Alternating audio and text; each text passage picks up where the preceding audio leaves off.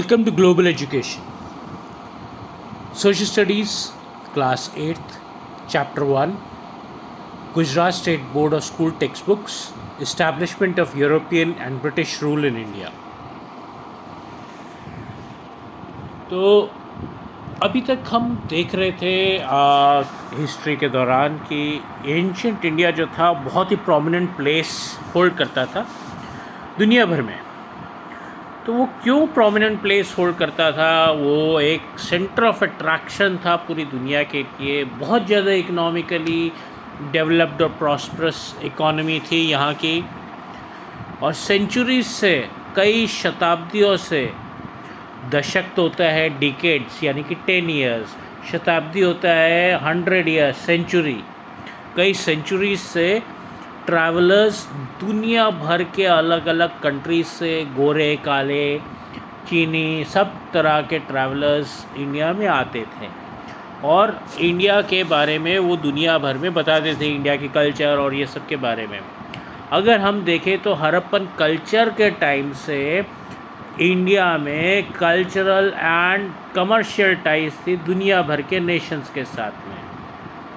तो कितने हज़ार साल पहले से ही इंडिया में फॉरेन ट्रैवलर्स आते थे और इंडिया का ट्रेड और कल्चरल टाइज दोनों थी। कल्चरल का मतलब जो आपका आर्ट क्राफ्ट ये सब होता है, आपका जो रहना सहना, खाना पीना, जो डिफरेंट टाइप से डिफरेंट लोग रहते हैं, वो सारी चीज़ें आ जाती हैं। तो cultural and commercial ties, commercial हो गया जो पैसे के लिए किया जाए, ट्रेड के लिए किया जाए, वो कमर्शियल हो गया।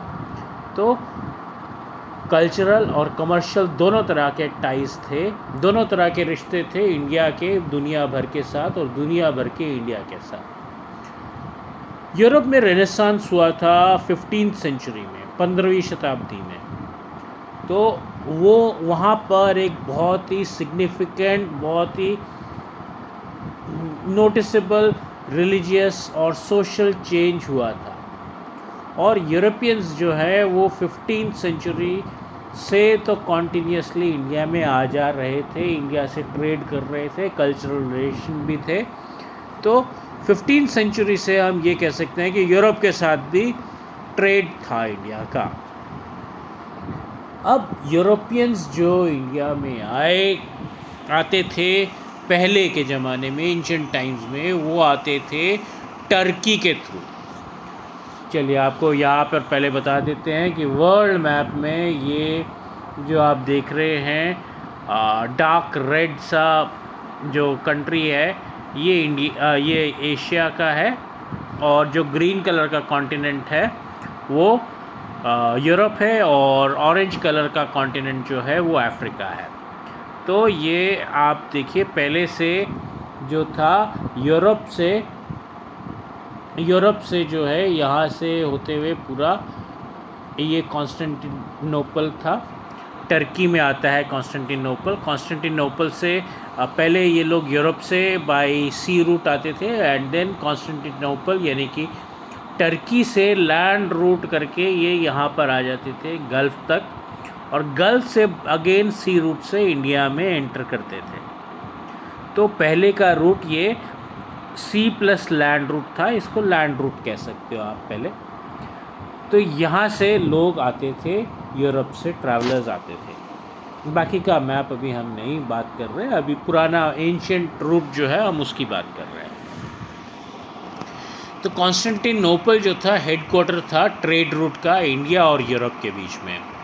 1453 एडी में टर्क्स ने जो था वो कॉन्स्टेंटिनोपल को कॉन्कर कर लिया, टर्की को कॉन्कर कर लिया, और इंडियन गुड्स जो यूरोप जाते थे वो कौन से गुड्स जाते थे? Cotton, silk, spices, indigo, nitre, timber, opium, इस तरीके के गुड्स इंडिया के यूरोप में जाते थे, वो जाने बंद हो गए।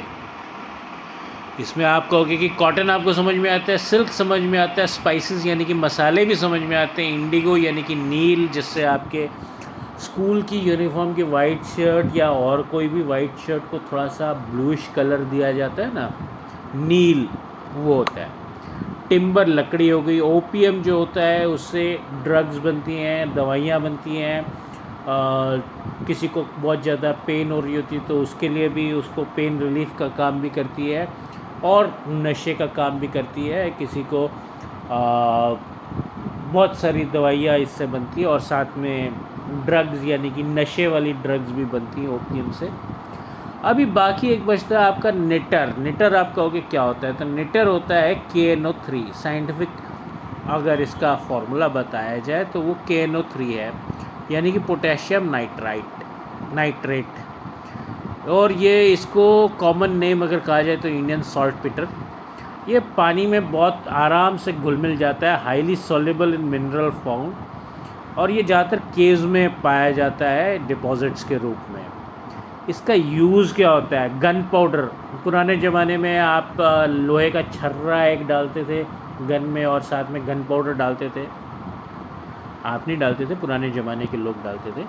तो गन पाउडर के तौर पे इसको यूज़ करा जाता है। फिर एक्सप्लोजिव्स, यानी कि बम पटाखों में, और जो एक्सप्लोजन्स जो करे जाते हैं ना, बड़े एक्सप्लोजन्स, उसमें।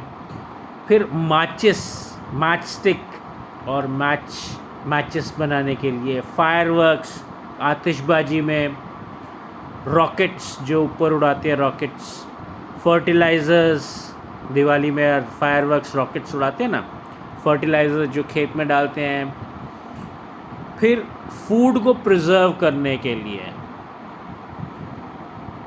फिर आस्थमा और इस तरीके के सेंसिटिव टीथ, जब दांत में छनछनाहट होती है तो वो ठंडा गर्म लगता है दांत पे, तो वो सब चीज़ें ठीक करने के लिए ये निटर का यूज़ करा जाता था। तो निटर जो है वो भी एक तरीके से एक प्रिजर्वेटिव है। प्रिजर्वेटिव अभी मैं बोल रहा हूँ फूड को प्रिजर्व करने के लिए, खासकर मीट को प्रिजर्व करने के लिए इसका यूज़ आता था यूरोप में। और भी बताएंगे आपको, वो चलिए आ ही गए उस पॉइंट पे।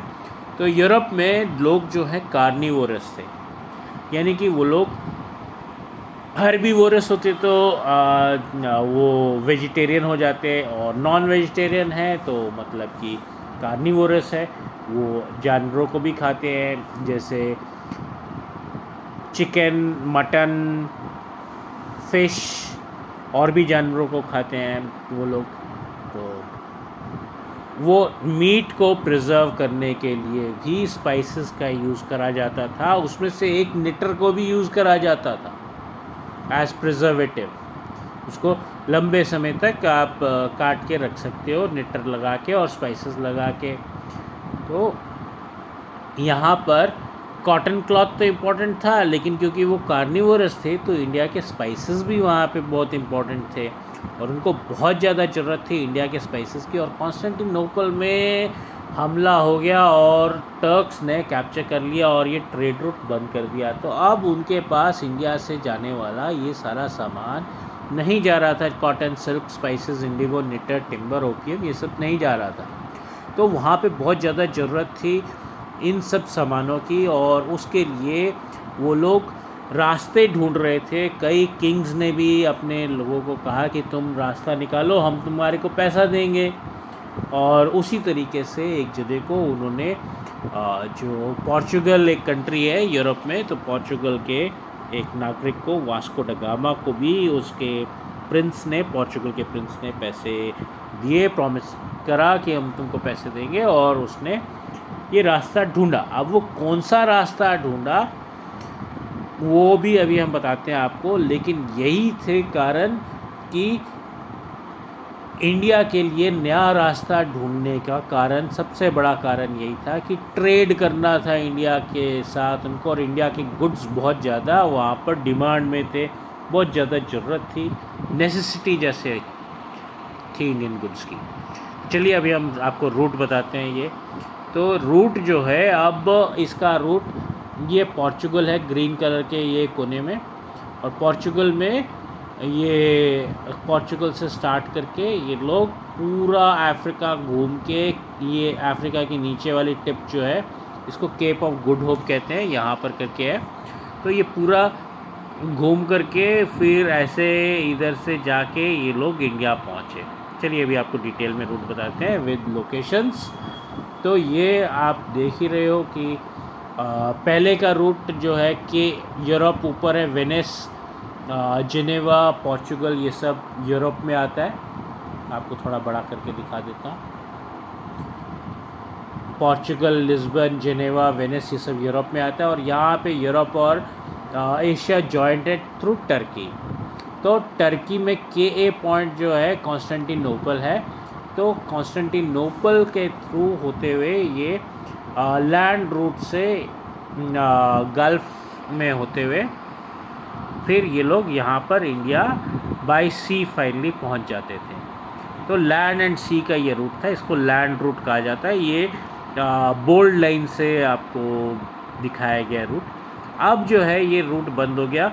तो अब पोर्चुगल में लिस्बन से, जैसे मैंने आपको कहा कि वो प्रिंस जो था उसने भी स्पॉन्सर करा था एक तरीके से वास्को ड गामा को। तो वास्को ड गामा जो है वो लिस्बन से चल के, ये डॉटेड लाइन जो देख रहे हैं आप, लिस्बन से चल के पूरे अफ्रीका को सर्कल करके केप ऑफ गुड होप से होते हुए वो मोज़म्बिक से होते हुए वो कोची पहुंचता है। कोची यानी कि कैलिकट, कोची नहीं कैलिकट पहुंचता है। तो कैलिकट पे वो लैंड करता है और यहाँ पर जो है एक नया सी रूट इंडिया पहुंचने के लिए ढूंढ लिया जाता है। किसके द्वारा? वास्को ड गामा, पोर्चुगीज़ के द्वारा ये ढूंढ लिया जाता है। तो अब हम आते हैं arrival of Europeans in India. तो सबसे पहले इंडियंस जो सबसे पहले फॉरेनर्स यानी कि यूरोपियंस जो इंडिया में आए वो थे पोर्चुगीज़। ये हम आपको टर्क्स के इन्वेजन के बाद की बात कर रहे हैं कि काफ़ी टाइम तक वहाँ पे यूरोप का रूट जो था एशिया का इंडिया के साथ ट्रेड करने का वो बंद था। तो उसके बाद में पहले जो आए वो पोर्चुगीज़ थे। 1498 एडी में Portuguese seller Vasco da Gama ये कैलिकट पहुंचा केरला में, इंडिया में न्यू सी रूट ढूंढ के डिस्कवर करके पोर्चुगल अफ्रीका के थ्रू होके अराउंड अफ्रीका घूम के केप ऑफ गुड होप से होते हुए इंडिया पहुंचा। और इंडिया में कैलिकट यानी कि कोरिकोड में किंग समुद्रिक थे, जैमोरिन, वो कैलिकट के राजा थे। तो उन्होंने पोर्चुगीज़ को अलाउ किया कि आप ट्रेड कर सकते हो इंडिया के साथ स्पाइसेस में। और पोर्चुगीज़ यहाँ पे रुकने वाले कहाँ थे? अच्छा, पोर्चुगीज़ को हम पहला फिरंगी कहते हैं, पोर्चुगीज़ के अलावा उनको फिरंगी भी कहते हैं।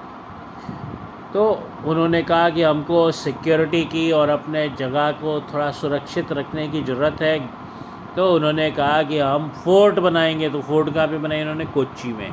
कोच्चि हो गया कोचिन, एर्नाकुलम, वहाँ पे उन्होंने फोर्ट बना ली 1503 एडी में। और सिर्फ कोच्चि में नहीं बनाई, उन्होंने कन्नूर में भी बना ली। 1505 एडी में उन्होंने वॉइसरॉय फ्रांसिस्को डी अल्मीडिया को अपॉइंट करा पोर्चुगीज़ का इंडिया में रूल करने के लिए। तो उनके जो क्या कहते हैं उद्देश्य यानी कि उनकी एम, उनका लक्ष्य कुछ और था। तो उसके लिए उन्होंने वॉइसरॉय भी अपॉइंट कर लिया। उसके बाद में जो वॉइसरॉय आए वो थे अल्फांसो डी अल्बुकर्क, ठीक है। इन्होंने बहुत सारी लड़ाइयाँ लड़ी और बहुत सारे एरिया कॉन्कर करे, उसमें से बहुत सारी पोर्ट्स भी थी। और इन्होंने पोर्चुगीज़ रूल इस्टेब्लिश करा इंडिया में। सबसे पहले इन्होंने 1530 एडी में गोवा को कैप्चर करके उसको कैपिटल बना लिया। फिर 1534 एडी में वसई को कॉन्कर करा, आप बॉम्बे की तरफ चल दिए महाराष्ट्र के अंदर। 1535 एडी में दीव को कॉन्कर कर लिया। दीव जो है गोवा, दमन, दीव यूनियन टेरिटरीज़ पहले होती थी, अब दीव अभी भी यूनियन टेरिटरी है। अब Daman and Diu and Dadra and Nagar Haveli union territory बन गई है।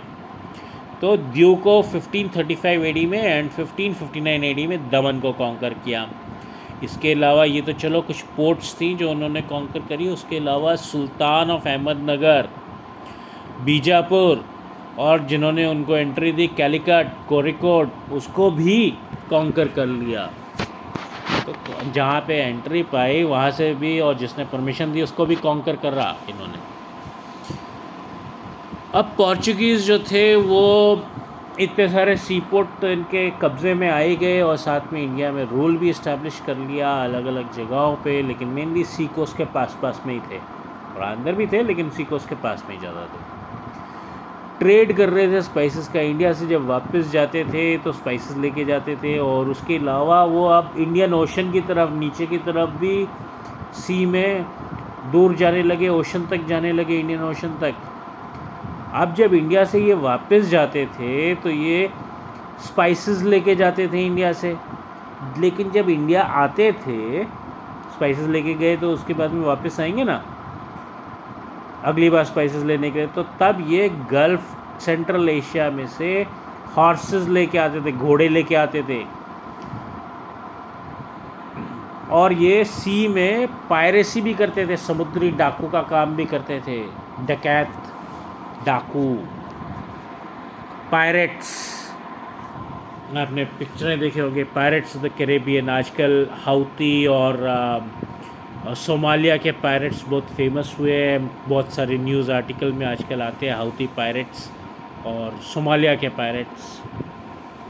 तो अगर किसी भी देश को इंडिया आना था इन ये वाला सी रूट यूज़ करके, मतलब लिस्बन से, यूरोप से लेके Cape of Good Hope, Africa पूरा घूम के, तो उस पर इनकी दादागिरी चलती थी। उसको पोर्चुगीज़ से परमिशन लेनी पड़ती थी, तभी ये वहाँ पर उस रूट से आने देते थे।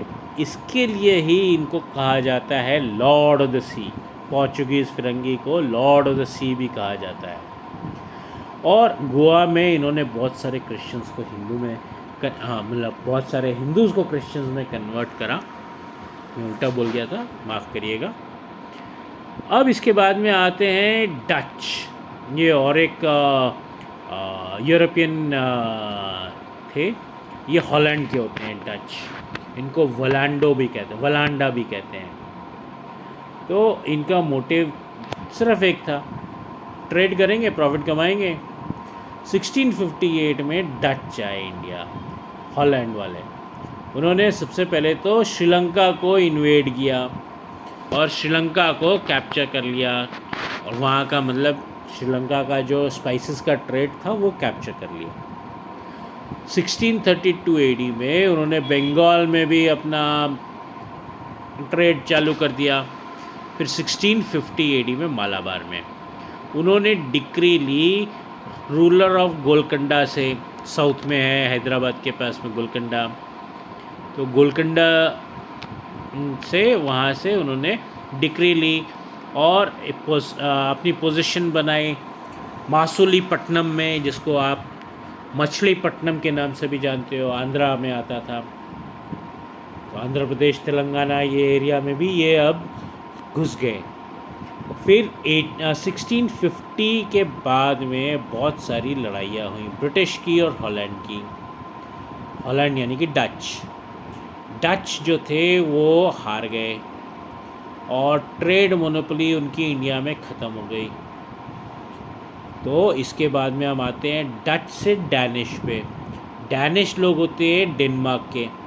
तो डेनमार्क के डैनिश लोग जो थे वो भी इंडिया आए ट्रेड के लिए। उन्होंने फोर्ट कोची और श्रीरामपुर बंगाल, दो जगह पे अपना फोर्ट बनाया। कोची में, कोची यानी कि कोचिन या एर्नाकुलम, और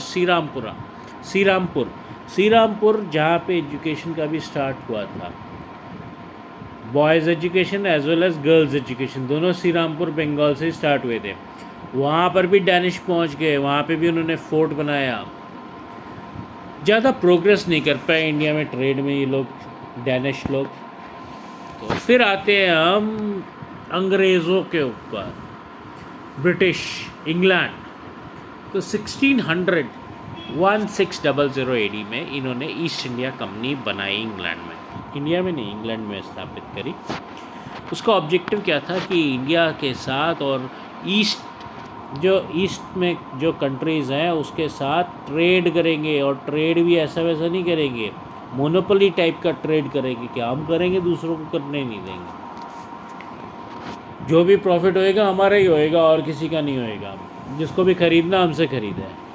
1613 एडी में डिक्री लिया इन्होंने।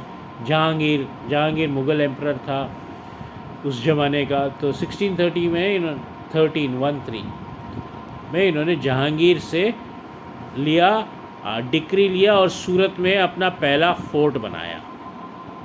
उसके बाद में 1615 एडी में 1615 एडी थॉमस रो जो था उसने जहांगीर से डिक्री लिया कि हम इंडिया में ट्रेड कर सकते हैं। 1633 एडिया में उसने ट्रेडिंग करना चालू किया बालासोर से। फिर 1651 में ट्रेडिंग पोस्ट इंडिया में बनाया गया हुगली नदी के बराबर, हुगली नदी के बाजू में, और इसको उन्होंने कहा फैक्ट्री।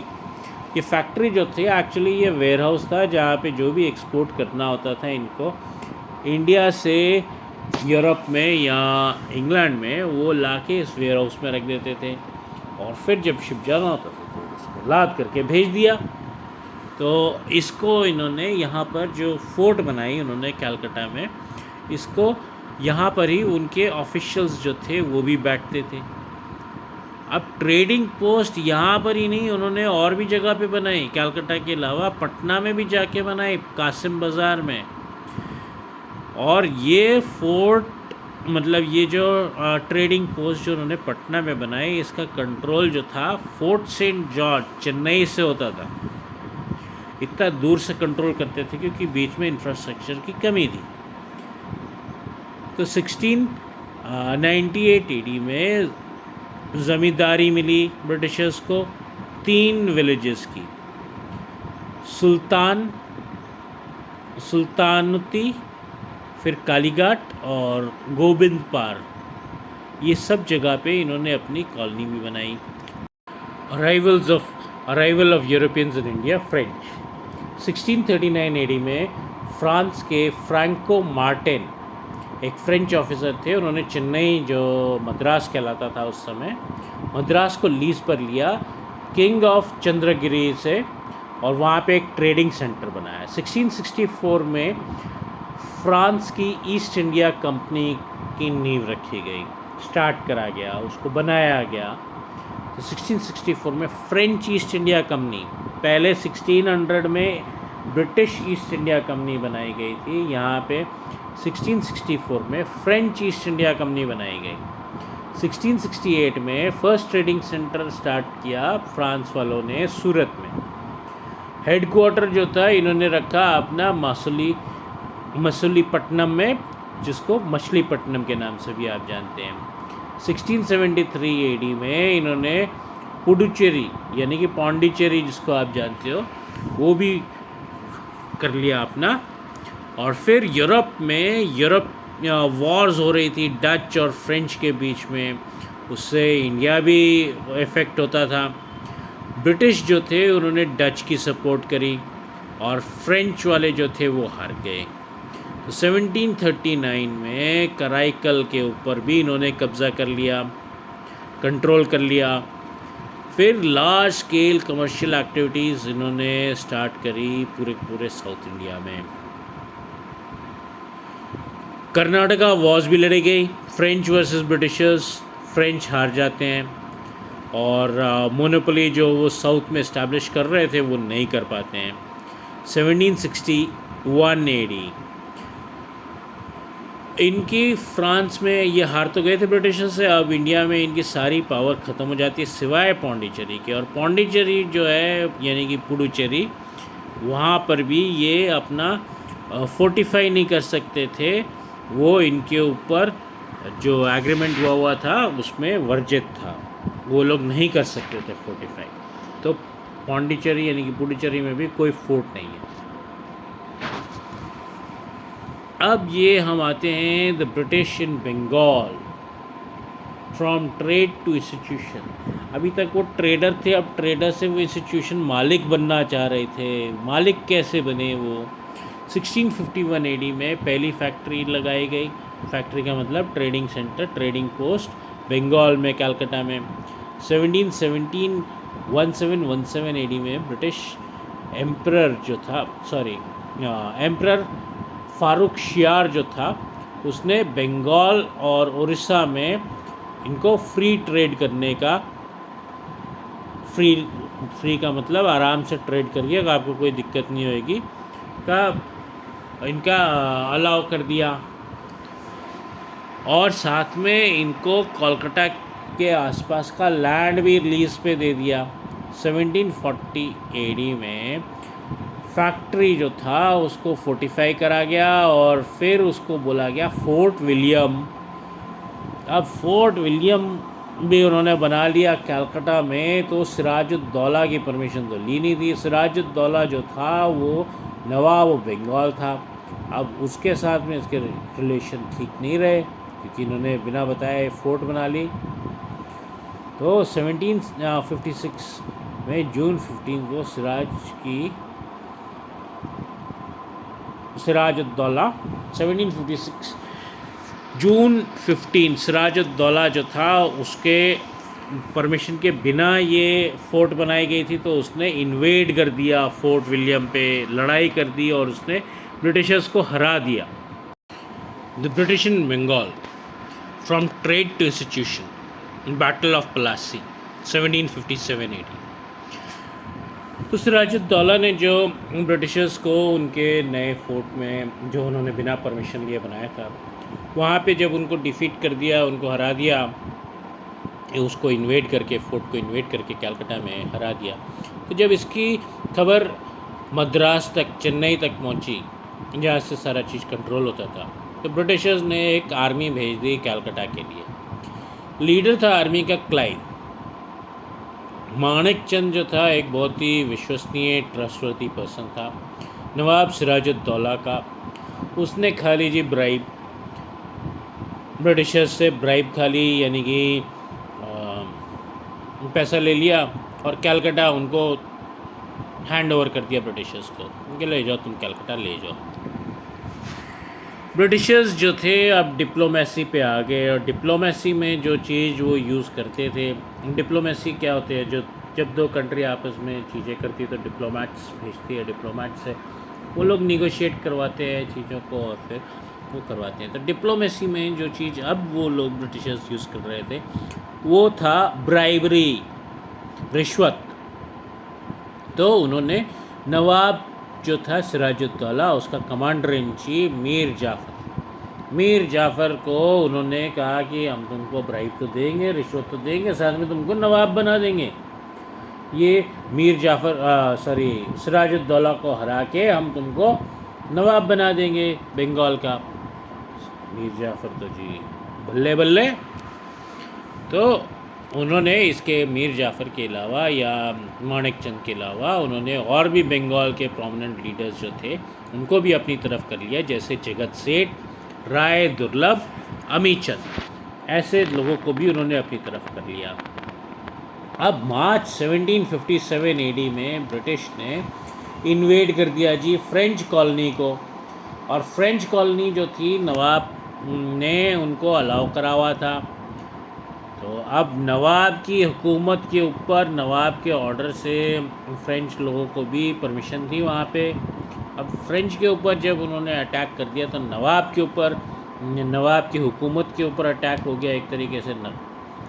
तो जून 23, 1757 एडी में पलाश नाम की एक जगह है, ब्रिटिशर्स उसको पलाश बोल नहीं पाते थे, पहले पलाश क्या होता है वो समझ लेते हैं। तो पलाश जो होता है ना, एक पेड़ होता है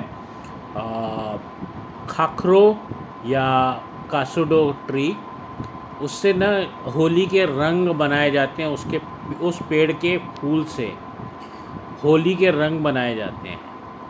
तो ये होता है पलाश, और वो पलाश ट्री वहाँ पे बहुत ज़्यादा पाया जाता है, पलाश का पेड़, उसकी वजह से उस जगह का नाम पलाश पड़ा। अब ब्रिटिशर्स पलाश बोल नहीं सकते थे, इसके लिए वो उसको पलासी बोलते थे। ये मुर्शिदाबाद के पास में है, बंगाल में। तो क्लाइव की सेना और नवाब की सेना यहाँ पर आपस में भिड़ते हैं। नवाब जो था उसके जनरल्स जो थे उन्होंने ब्रिटिशर्स को कॉन्फ्रंट किया पलाश पे, यानी पलासी पे, जो मर्ज़ी कह लो आप, ब्रिटिशर्स उसको बैटल ऑफ पलासी कहते हैं। और क्योंकि मीर जाफ़र ने पहले तो माणिक चंद ने भी सौदा कर लिया हुआ था ब्रिटिशर्स के साथ, और साथ में मीर जाफ़र ने भी कर लिया हुआ था। अब क्योंकि Mir Jafar commander in chief था तो यहाँ पे मीर जाफ़र का काम था। मीर जाफ़र ने रिश्वत खाई हुई थी तो वो नवाब की फ़ौज हार गई, और वो फ़ौज जो हारी वो भी ये समझ लो ना कि हाथी हार गया और चींटी जीत गई, ऐसा डिफरेंस था दोनों की फ़ौज और नंबर्स में। तो सिराजुद्दौला को कैप्चर कर दिया गया, हरा दिया गया, कैप्चर कर दिया गया और मार डाला गया। मीर जाफ़र बना नया नवाब बंगाल का, और नए नवाब ने, मीर जाफ़र ने 24 परगना, एक जगह है, एक डिस्ट्रिक्ट है वहाँ पे बंगाल में 24 परगना, तो 24 परगना 24 परगना जो था वो जागीर के तौर पे ब्रिटिशर्स को दे दिया। ले मैं खुश हुआ, तो ये 24 परगना रख।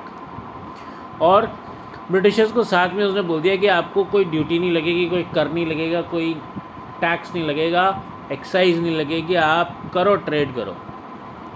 सारा का सारा बंगाल जो था ब्रिटिशर्स के अंडर आ गया, ब्रिटिशर्स उसके ओनर बन गए। तो ये पार्ट जो है ये कहलाता है that the British became the owners of institutions in place of merchants. जो टॉपिक चल रहा हमारा वो क्या है, Britisher, the British in Bengal from trade to institution. तो यहाँ पर होता है बंगाल के वो राजा बन गए, मालिक बन गए।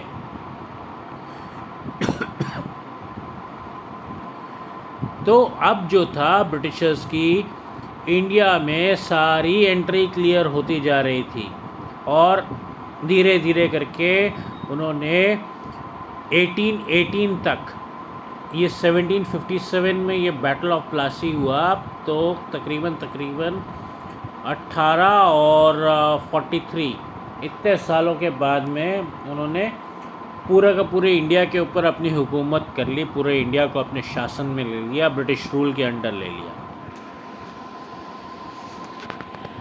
इसके बाद में आता है बैटल ऑफ बक्सर 1764 में, बैटल ऑफ प्लासी 1757 में। तो 1757 3 और 4 7 साल के बाद में अभी सिराजुद्दौला तो मारा गया था, तो अब मीर कासिम था नवाब अगला बंगाल का, हालांकि बाहर था, बंगाल से बाहर था। बंगाल में तो अब अंग्रेज़ों का शासन था, यानी कि मीर जाफ़र का शासन था। कठपुतली तो मीर जाफ़र अंग्रेज़ों की था। तो मीर कासिम नवाब ऑफ बंगाल था, फिर नवाब ऑफ अवध और मुग़ल एम्परर, ये 3 जने इकट्ठे हो गए और इन्होंने कहा कि हम ब्रिटिशर्स को बाहर निकाल देंगे इंडिया से। तीनों ने अपनी आर्मी इकट्ठी कर ली, 50,000 सोल्जर्स थे ये इनके तीनों की कंबाइंड आर्मी में। ब्रिटिश आर्मी में 7072 सोल्जर्स थे, हाथी के सामने चींटी, ठीक है। अक्टूबर 22 1764 को बक्सर एक जगह है, ये तीनों रूलर्स की सेना जो थी ब्रिटिश सेना से भिड़ती है। ब्रिटिश सेना आती है मेजर मुनरो की लीडरशिप में, ब्रिटिशर्स जीत जाते हैं, 3 राजा को इकट्ठे हरा देती है। अब कोई जना ब्रिटिशर्स के सामने खड़े होने से डरता था, क्यों? क्योंकि उन्होंने पहले तो ये सिराजुद्दौला को हराया और फिर 3 इंडियन राजाओं को इकट्ठे करके हरा दिया बक्सर में।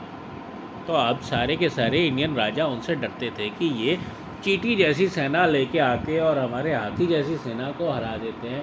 7000 सैनिक लेके 50,000 सैनिकों को हरा देते। कारण उसका कुछ और था कि लैक ऑफ कोऑर्डिनेशन था तीनों सेनाओं में। तीनों सेनाएं इकट्ठी नहीं आई, अलग अलग करके आई और अलग अलग टाइम पर आई, लेकिन नतीजा क्या हुआ? हार गई ना। और उससे डर पैदा हो गया पूरे इंडिया भर में। अब कोई उनको चैलेंज नहीं कर सकता था और ब्रिटिशर्स को सिविल राइट्स मिल गए। बंगाल बिहार, आजकल के बंगाल बिहार और उड़ीसा में एडमिनिस्ट्रेटिव रिस्पॉन्सिबिलिटी जो थी उन्होंने दे दी नवाब को, वहाँ के नवाब को, और ख़ुद उन्होंने ले लिया सारा का सारा रेवेन्यू वगैरह हम कलेक्ट करेंगे, मिलिट्री हमारी, एडमिनिस्ट्रेशन और वेलफेयर तुम्हारा। तो मतलब कि नवाब लोग जो थे वहाँ के, जो रीजनल रूलर्स थे, उनके हाथ में कुछ नहीं था, पैसा भी नहीं था, ना मिलिट्री थी ना पैसा था। वेलफेयर का काम तुम करो, पब्लिक की भलाई का काम तुम करो, हम तो लूटेंगे पूरे इंडिया को, मिलिट्री से दबा के रखेंगे और लूटेंगे।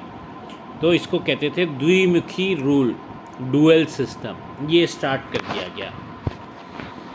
अब मैसूर वॉर पे आते हैं। विजयनगर एम्पायर जो था इंडिया का, साउथ इंडिया में बहुत ही बड़ा और मजबूत एम्पायर था, वो अब टूट रहा था, कमज़ोर पड़ रहा था। 1761 एडी में मैसूर जो है वो एक पावरफुल स्टेट की तरह उभर के आ रहा था सदर इंडिया में, और इसका लीडर था हैदर अली।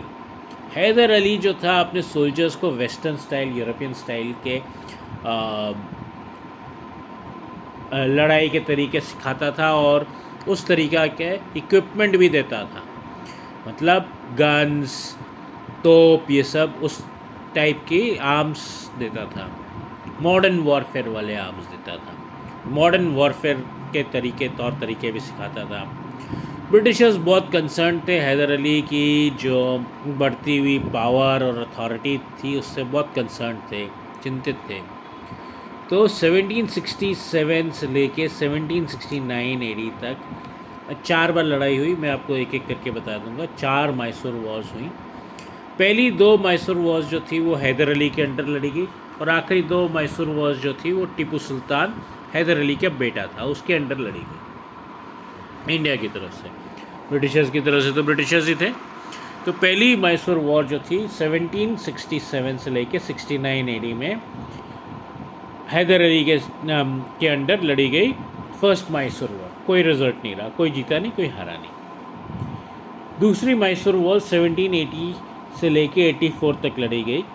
बहुत लंबा पीरियड होता है, 4 साल का, तो 4 साल लड़ी गई, ऐसी बात नहीं है ये। इसके दौरान 1782 में हैदर अली जो है वो मारा जाता है, उसकी डेथ हो जाती है, लेकिन लड़ाई कंटिन्यू रहती है और साथ में एक ट्रीटी साइन कर ली जाती है दोनों के बीच में। तो 1790 से लेके 1792 थर्ड मैसूर वॉर। अब जो होता है टीपू सुल्तान आ जाता है, उसका बेटा। तो पिछली सेकेंड मैसूर वॉर में ही 1762 के बाद, 1782 के बाद में टीपू सुल्तान से लड़ाई हो रही थी क्योंकि हैदर अली मर गया हुआ था। लेकिन अब जो है clear cut third Mysore war जो है ना, टीपू सुल्तान के अंडर ही स्टार्ट होती है, हैदर अली के बेटे के अंडर। हैदर अली का बेटा यानी कि टीपू सुल्तान को काफ़ी नुकसान सहना पड़ता है इसमें। और फिर 1799 में, मतलब थर्ड मैसूर वॉर में पहले तो टीपू सुल्तान हार जाता है और काफ़ी नुकसान भी सहता है। फिर 1799 एडी में फोर्थ मैसूर वॉर होती है, इसमें टीपू सुल्तान मारा जाता है। अब पावरफुल जो था वहाँ पे यानी कि मैसूर यानी कि टीपू सुल्तान, उसको हरा दिया जाता है और ब्रिटिशर्स जो है अपना एम्पायर साउथ इंडिया में भी कंसोलिडेट कर देते हैं। और कंसोलिडेट करके वही पुराना द्विमुखी सब्सिडरी अलायंस के तौर पे वो हैदर अली से पहले जो वहाँ का राजा जो राजवंश चला आ रहा था वडियार का, उसको ही वो लोग सौंप देते हैं कि भैया पब्लिक वेलफेयर और एडमिनिस्ट्रेशन तुम करो, लगान हम वसूल करेंगे, टैक्सेस हम लेंगे, मिलिट्री हमारी रहेगी, तुम कर लो वेलफेयर एक्टिविटीज़। इसके बाद में हम आते हैं मराठा वॉर्स।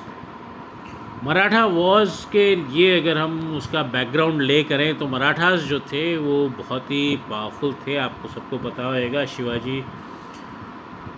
तो 1761 में अब जो मराठा थे वो काफ़ी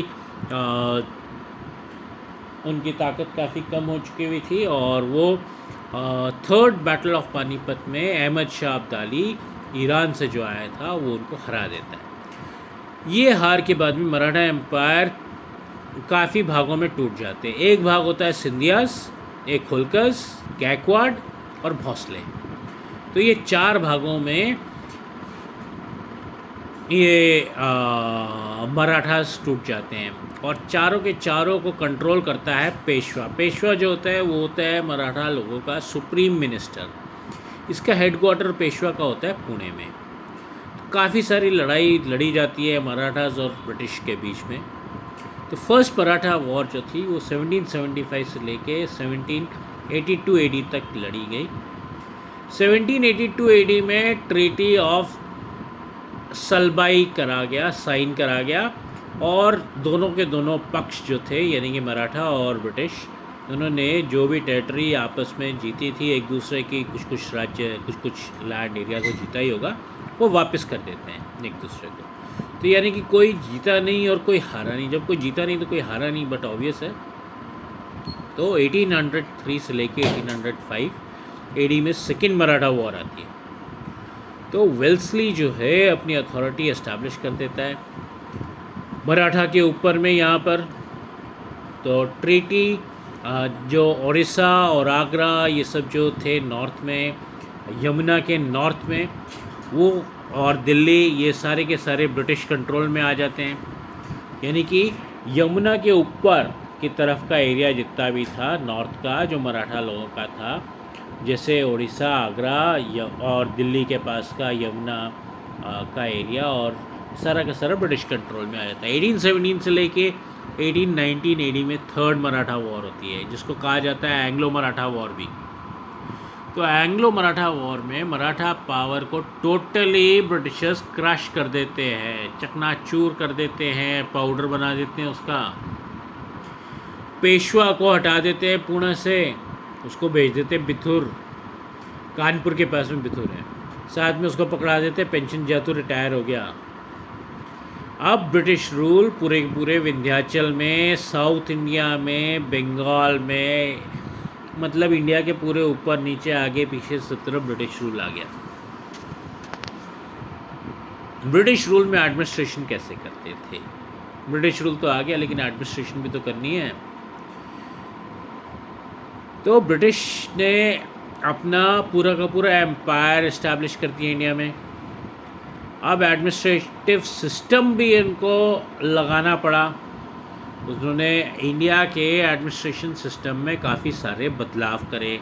एक नया सिस्टम बनाया गया जिससे वो ब्रिटिशर्स अपना जो उनका इंटरेस्ट थे इंडिया में उसको प्रोटेक्ट कर सके, उसको बढ़ा सके, उसको बचा सके, बढ़ा सके।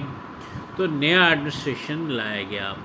लेकिन ये नया एडमिनिस्ट्रेशन पब्लिक वेलफेयर के लिए या इंडियन पब्लिक की वेलफेयर के लिए तो बिल्कुल भी नहीं था। मॉडर्न एडमिनिस्ट्रेटिव सिस्टम जरूर लगाया उन्होंने, लेकिन वेलफेयर उसका उद्देश्य था ही नहीं, और इंडियन पब्लिक की वेलफेयर वो तो बिल्कुल भी नहीं उसका, क्योंकि एम था इंग्लैंड को कैसे रिच बनाया जाए, इंडिया को कैसे इकोनॉमिकली पुअर बनाया जाए, इंडिया को कैसे एक्सप्लॉइट करा जाए, ये उसका उद्देश्य था, एम था। Government structure under the British rule. तो 1773 एडी ऑनवर्ड्स जो एडमिनिस्ट्रेशन था वो इंग्लैंड वालों ने अलग अलग चार्टर से कंट्रोल किया। सबसे पहले तो आता है 1773 में रेगुलेशन एक्ट। उसमें गवर्नर जनरल अपॉइंट कर दिया जाता है, साथ में सुप्रीम कोर्ट एस्टैब्लिश कर दिया जाता है इंडिया में। गवर्नर जनरल ऑफ इंडिया जो था वो supreme head of Indian administration था, मतलब इंडिया की पूरी एडमिनिस्ट्रेशन गवर्नर जनरल के अंडर आ जाएगी। उसको हेल्प करने के लिए 3 मेंबर काउंसिल उसके नीचे अपॉइंट करे जाते हैं। 1813 एडी में चार्टर एक्ट आता है। ब्रिटिश पार्लियामेंट एबॉलिश कर देती है कमर्शियल मोनोपोली जो कि थी ईस्ट इंडिया कंपनी की।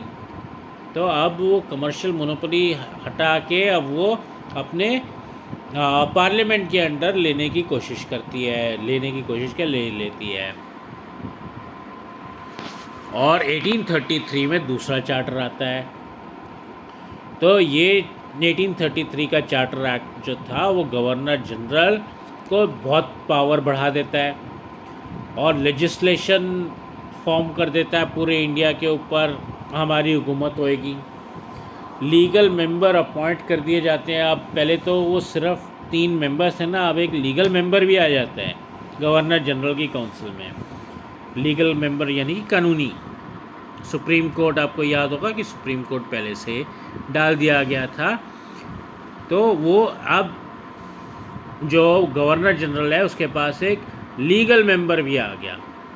1853 एडी के चार्टर एक्ट में ब्रिटिश पार्लियामेंट ने जो है डोमिनेंस ईस्ट इंडिया कंपनी के ऊपर बढ़ा दी और एक तरीके से पूरी की पूरी पावर ब्रिटिश इंडिया कंपनी से लेके पार्लियामेंट के पास आ जाती, ब्रिटिश पार्लियामेंट के पास। सिविल सर्विसेज, ब्रिटिश रूल के अंदर सिविल सर्विसेज, अगर एडमिनिस्ट्रेशन करना है तो एडमिनिस्ट्रेटर्स की भी ज़रूरत है ना, तो एडमिनिस्ट्रेटर कौन बनेगा? सिविल सर्वेंट्स बनेंगे। जो आज के दिन आप आईएएस कहते हो वो पहले सिविल सर्विसेज कहलाता था। तो ये सिविल सर्विसेज जो है ये वही है। तो गवर्नर जनरल कॉर्नवालिस ने सिविल सर्विसेज एस्टैब्लिश कर दी इंडिया में और एंटी करप्शन रिस्ट्रिक्शन भी इम्पोज कर दिया कि जो ब्रिटिश कंपनी का एम्प्लॉय होगा वो कोई ट्रेड कैरी नहीं कर सकता इंडिया में। और रेवेन्यू सिस्टम को जुडिशरी से अलग कर दिया। आज के दिन भी अलग है, जुडिशरी पूरा अलग है, ठीक है। तो सिस्टमैटिक सर्विसेज इसको बोला गया और इसमें सैलरी भी मिलती थी जो इसमें काम करते थे, जैसे कलेक्टर, ये सब उनको सैलरी भी मिलती थी। वेल्सली ने ट्रेनिंग इंस्टीट्यूट भी सेटअप किया ब्रिटिश ऑफिसर्स को ट्रेन करने के लिए इंडिया में सिविल सर्विसेज के लिए, फोर्ट विलियम्स कॉलेज कैलकाटा में। इससे पहले अपॉइंटमेंट जो होती थी वो सिविल सर्विसेज के लिए वो ईस्ट इंडिया कंपनी के बोर्ड ऑफ डायरेक्टर्स करते थे। अब डलहौजी जी आए तो उन्होंने ब्रिटिश पार्लियामेंट में एडवोकेट किया कि एक कॉम्पिटिटिव एग्ज़ाम रखा जाए सिविल सर्विसेज के लिए। ऐसे ही बोर्ड ऑफ डायरेक्टर्स किसी को सिफारिश करें तो उसको नहीं रखना है, हम पूरा एग्ज़ाम लेके रखेंगे, तो कॉम्पिटिटिव एग्ज़ाम। अब आपके कॉम्पिटिटिव एग्ज़ाम आप आगे जाके कितने ही दोगे और उसमें से अगर आप चाहो तो आप सिविल सर्विसेज का भी दे सकते हो। आजकल के दिन उसको यूपीएससी या कंडक्ट करता है इंडिया में और उसको आईएएस, आईपीएस और IFS, Indian foreign services, Indian administrative services and Indian police services का 3 का कंबाइंड टेस्ट लिया जाता है। तो ये डलहौजी ने इंट्रोड्यूस किया था कॉम्पिटिटिव एग्ज़ाम। अब अप टू 1815 एडी सिर्फ ब्रिटिश ऑफिसर्स अपॉइंट होते थे हायर पोजीशंस में। कोई भी इम्पोर्टेंट डिपार्टमेंट है या कोई भी हायर पोजीशन है उसमें सिर्फ ब्रिटिश ऑफिसर्स ही अपॉइंट होते थे, चाहे वो सिविल सर्विसेज हो, चाहे आर्मी हो, चाहे पुलिस हो, चाहे जुडिशरी हो, कुछ भी हो। इंडियंस को तो सिर्फ लो पेड क्लर्क्स यही सब, क्या सोल्जर, सिपाही, ये सब में ही लिया जाता था, चाहे पुलिस हो, चाहे मिलिट्री हो, चाहे सिविल सर्विसेज हो, चाहे और कोई डिपार्टमेंट हो, चाहे जुडिशरी हो। अब इतनी बड़ी हुकूमत करने के लिए आर्मी की भी ज़रूरत पड़ेगी ना ब्रिटिशर्स को। तो ब्रिटिश रूल जो बना था वो आर्मी के ऊपर ही तो बना था, मिलिट्री के ऊपर ही तो बना था। उनकी जो स्पेशल मिलिट्री पॉलिसी थी उसी के वजह से तो ये रूल इस्टेब्लिश कर पाए।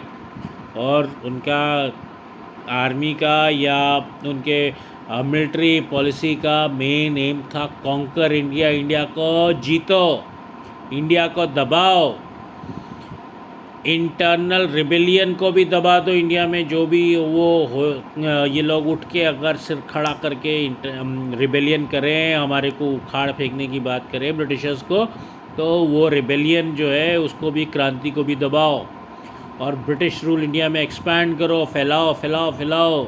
और बहुत सक्सेसफुल थे ये लोग उस चीज़ में। बहुत सारे इंडियंस ने कंपनी को ज्वाइन कर लिया, कंपनी की आर्मी। शुरू में तो ईस्ट इंडिया कंपनी की सोल्जर्स थे ना, ईस्ट इंडिया कंपनी की आर्मी थी और उसमें सिर्फ ब्रिटिशर्स ही हायर ऑफिशियल्स बन सकते थे। इंडियंस को किसी को भी हायर पोजीशन नहीं दी जा सकती थी, सूबेदार से ऊपर आर्मी में कोई पोजीशन नहीं दी जा सकती थी इंडिया को। रेगुलर सैलरी मिलती थी इन सोल्जर्स को, चाहे वो इंडियन हो चाहे फॉरेनर हो। 1857 में जब फर्स्ट वॉर ऑफ इंडिपेंडेंस लड़ा गया, जिसको म्यूटिनी भी कहते हैं ब्रिटिशर्स और रिवोल्ट भी कहते हैं, तो वो 1857 में अगर आप देखो तो ब्रिटिशर्स की आर्मी इंडिया में टोटल जो थी वो थी 3,11,400। इसमें ऑफिसर्स, सोल्जर्स सब कुछ मिला के 3,11,400, 3,11,400 ये स्ट्रेंथ थी आर्मी की। इसमें से इंडियन सोल्जर्स जो ऑब्वियसली लो लेवल के सोल्जर्स थे सूबेदार तक के, वो थे 2,65,900, 2,65,900। और जो ब्रिटिश सोल्जर्स थे या ब्रिटिश ऑफिसर्स थे या कमांडर्स थे, वो सब मिला के 45,500। तो आपको क्या लगता है कि 2,65,000 लोग अगर यूनाइट हो जाते तो क्या ये 45,500 को नहीं हरा सकते थे? या इंडियंस ही आपस में आपसी रंजिश, मैं तेरे अंडर नहीं लड़ूंगा, मैं तेरे अंडर नहीं लड़ूंगा, ये सब आपसी रंजिश हटा के छोड़ के कुछ देर के लिए एकजुट होके वो लड़ते, तो क्या ये 45,500 लोगों को नहीं हरा सकते थे? अरे वो तो पूरे के पूरे, अगर राजा वगैरह 15-20 राजा भी इकट्ठे हो जाते ना, तो वो भी हाथी बन जाते ये 3,11,000 के सामने। ये 3,11,000 जो टोटल सैनिक थे ये चीटी रह जाते उनके सामने। लेकिन यूनिटी नहीं थी इंडिया में। फिर आते हैं ब्रिटिश रूल। ब्रिटिश रूल जो था पुलिस के बिना भी संभव नहीं था। ब्रिटिश पुलिस उतनी इम्पॉर्टेंट है जितनी इम्पॉर्टेंट की आर्मी थी ब्रिटिश की। गवर्नर जनरल कॉर्नवालिस ने स्टार्ट करी थी ब्रिटिश पुलिस। ये जो traditional Indian feudal police department था उसको रिप्लेस करा गया और मॉडर्न पुलिस डिपार्टमेंट बनाया गया। एक DSP, district superintendent of police जो है वो पूरी डिस्ट्रिक्ट को कंट्रोल करता था। उसके नीचे काफ़ी सारे पुलिस स्टेशन आते थे अलग अलग जगह पे। वो पुलिस स्टेशन को जो हेड होता था उसको कहते थे फौजदार। फौजदार होता था एक सब इंस्पेक्टर लेवल का आदमी आज के ज़माने में अगर पुलिस की बात करें तो। और विलेजेस जो थे, गांव, वहाँ पे गार्ड नियुक्त कर दिया जाता था, सिपाही। सिर्फ ब्रिटिशर्स जो थे वही हायर पोजीशंस पे जाते थे। इंडियंस जो थे वो तो सिर्फ सिपाही रह जाते थे, कांस्टेबल, सिपाही यही रह जाते थे। अब आते हैं हम जुडिशरी पे। तो अगर आपको रूल करना है तो आपको आर्मी भी चाहिए, आपको सर्विसेज भी चाहिए यानी कि सिविल सर्विसेज भी चाहिए, फिर आपको पुलिस भी चाहिए। अब पुलिस आदमी को पकड़ के लाएगी, किसी क्रिमिनल को पकड़ के लाएगी, चाहे वो क्रिमिनल केस हो चाहे सिविल केस हो, तो उसका ट्रायल भी तो करना पड़ेगा। ट्रायल करने के लिए यानी कि कोर्ट केस करने के लिए कोर्ट की ज़रूरत है। अब कोर्ट के लिए जुडिशरी की ज़रूरत है। तो सर वॉरेन हेस्टिंग्स ने जुडिशरी स्टार्ट कर दी इंडिया में। 1773 के रेगुलेटिंग एक्ट में भी आपने देखा कि सुप्रीम कोर्ट इस्टेब्लिश हुआ इंडिया में। 2 तरीके के कोर्ट आते थे उसके नीचे, एक तो सिविल कोर्ट और एक क्रिमिनल कोर्ट।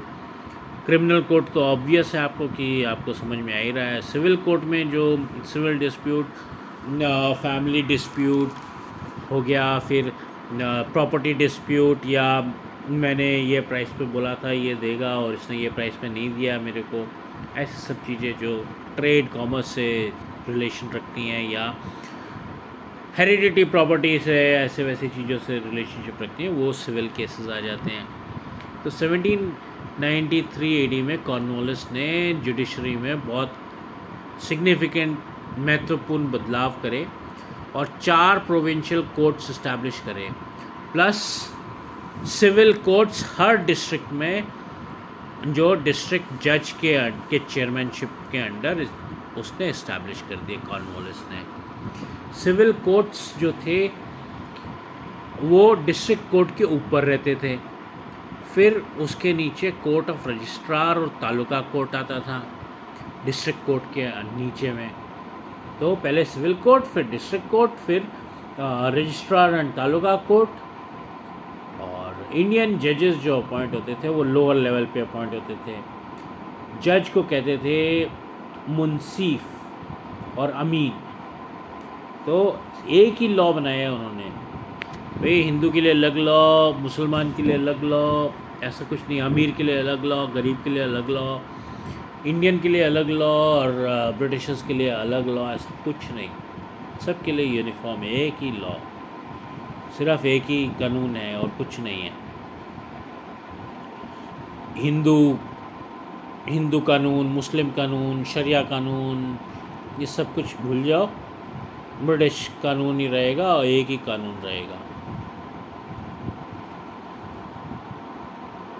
विलियम बेनेडिक्ट ने जो था इंडियंस को हायर पोजीशन में जुडिशरी में अलाउ करा और हाई कोर्ट इस्टेब्लिश कर दिए गए कलकत्ता, मद्रास और मुंबई में। 1833 एडी में मॉडर्न लॉ इंट्रोड्यूस करा गया और ये लॉ जो था क्लियर था, रिटन फॉर्म में था, कोई गुंजाइश नहीं कि आज मैं एक चीज़ बोलूँ कल दूसरी चीज़ बोलूँ, ऐसा कुछ नहीं। जो है वो लिखा हुआ है, तो कानून अब ठीक होने लगा था।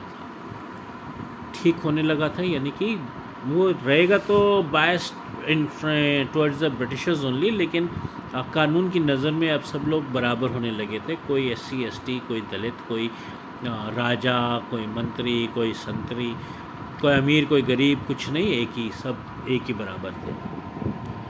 तो रूल ऑफ लॉ इस्टेब्लिश करा गया इंडिया में जुडिशरी के द्वारा। यूनिफॉर्म लॉ, सबके लिए एक ही बराबर लॉ रहेगा, कोई डिस्क्रिमिनेशन नहीं होगा, कास्ट, रिलीजन, क्लास, किसी भी तरीके का कोई डिस्क्रिमिनेशन नहीं होगा अंडर द लॉ।